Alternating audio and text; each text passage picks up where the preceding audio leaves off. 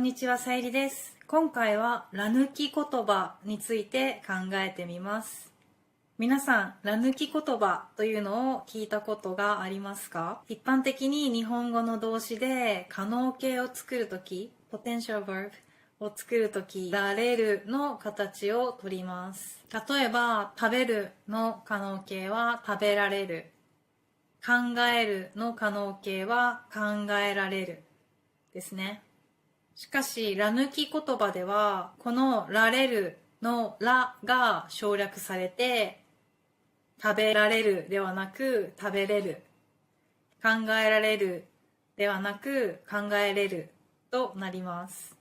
教科書や日本語の先生は、らを入れて話すのに、友達はらを入れて話さないって気づいた方もいると思います。このら抜き言葉の現象は特に話し言葉でよく見られます。ら抜き言葉はだいたい100年ぐらい前から話し言葉で現れ始めて、戦後、戦争の後さらにら抜き言葉が増えたと言われています。しかし、このら抜き言葉は現時点で共通語としては誤り、間違いだと言われています。新聞などではほとんど使われません。だからビジネスの場や正式な場でのら抜き言葉の使用は避けるべきだと思います。とはいえ私もよくら抜き言葉を使います。意図的に使うこともあります。特に友達や家族と話すときはら抜き言葉じゃないと不自然な日本語に聞こえてしまうことがあるからです。これは実話なんですけど、私がアメリカ人の友達と日本人の友達と一緒にハイキングに行っていました。その車の中での会話なんですけど、私がアメリカ人の友達に魚が食べられると聞きました。そうすると、私の日本人の友達は、食べられる、食べれる、ちゃんとした日本語は食べられるなのか、みたいな感じでつぶやいていたエピソードがあります。その日本人の友達からすると、私が言った魚が食べられるというのは不自然な日本語だったそうです。正しいけど、ちょっと変だと感じたそうです。私は普段日本語を教えているので、ら抜き言葉をなるべく使わないようにしています。でも一般的な日本人にとっては、らが入ることによって不自然に感じてしまうこともあるみたいです。さっきのはその私の友達とか私自身の感覚だったんですけど、実は、文化庁がレポートを出しています。文化庁というのは日本の政府の一部です。具体的には日本語や日本文化を守る活動をしている省庁です。文化庁のレポートによると、可能形になる動詞によって使う人が多くないっていうのがあるのと、あと年齢によって使う、使わないというのがあるそうです。例えば、こんなにたくさんは食べられないと、こんなにたくさんは食べれない。食べられないというらがある方を使う人が 60%。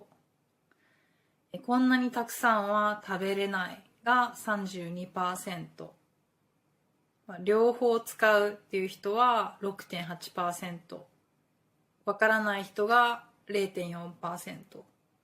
食べるという動詞に関しては、らを使う人の方が少し多い印象。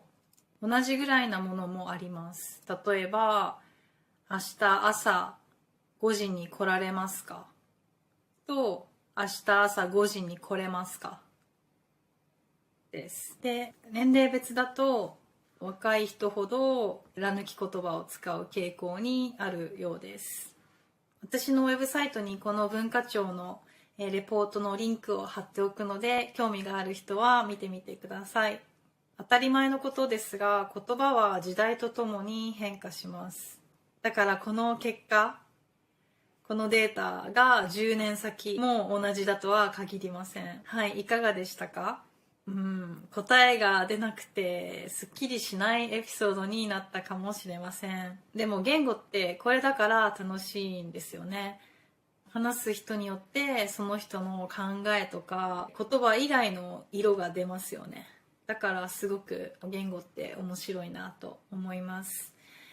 で、簡単なまとめになりますが、正式な場ではら抜き言葉を使わないことをおすすめします。はい。正式な場って言っても、私自身そんな正式な場に行くことが少ないんですけど、例えば、結婚式のスピーチだったり、あと仕事の面接の時ですかね。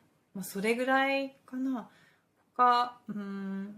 あまり私は正式な場に行かないので、もしそういう場に行く機会が多い人は、ら抜き言葉を使わないように意識してみてください。で、友達との会話やカジュアルな場合は、ら抜き言葉の方が自然に聞こえるかもしれません。